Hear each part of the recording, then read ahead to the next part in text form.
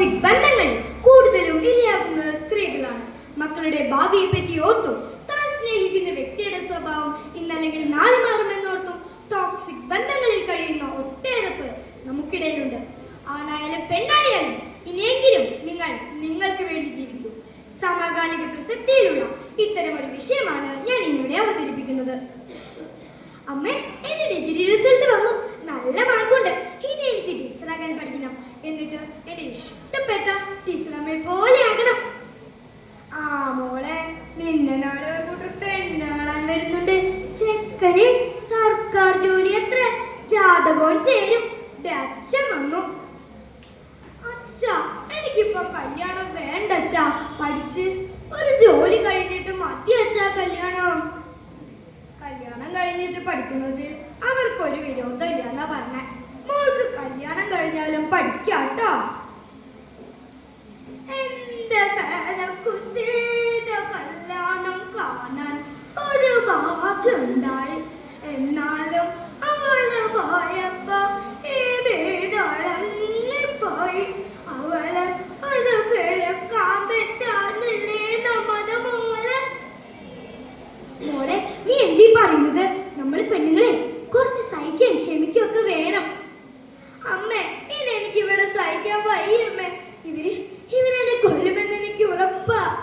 അച്ഛൻ മാത്രമല്ല, ചേട്ടനും അമ്മയും എല്ലാവരും എന്നോട് വളരെ ക്രൂരമായിട്ടാണ് പെരുമാറുന്നത് അമ്മേ. അമ്മേ, ചേട്ടമൊന്നും തോന്നുന്നു കേട്ടോ.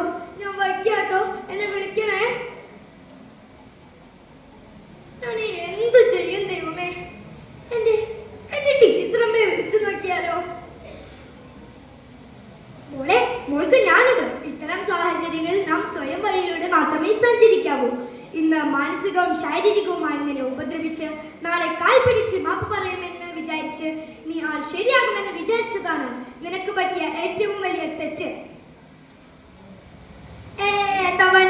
ഫോണിൽ ഞാനില്ലാത്ത നേരം നോക്കി നീ ആരോടാടി സംസാരിക്കുന്നത്? നീ അവിടെ കിടക്ക്. അല്ലെങ്കിൽ എന്താ, നീ കള്ളം കുടിച്ച് ഇങ്ങനെ നടന്നോ? ഇവളേത് നേരം ചെവിട്ടില് ഫോണും വെച്ച് നടക്കുക. ചേട്ടാ, വാതില് തുറക്ക്. ഞാൻ എന്റെ ടീച്ചറമ്മ വിളിച്ചതാ. വാതില് തുറക്ക്. ഞാൻ എന്തു ചെയ്യുന്നേ? ഫോണും പോയല്ലോ. എനിക്ക് ജീവിച്ച് മതിയായിട്ടില്ല. എവിടെ എന്റെ ഷാൾ?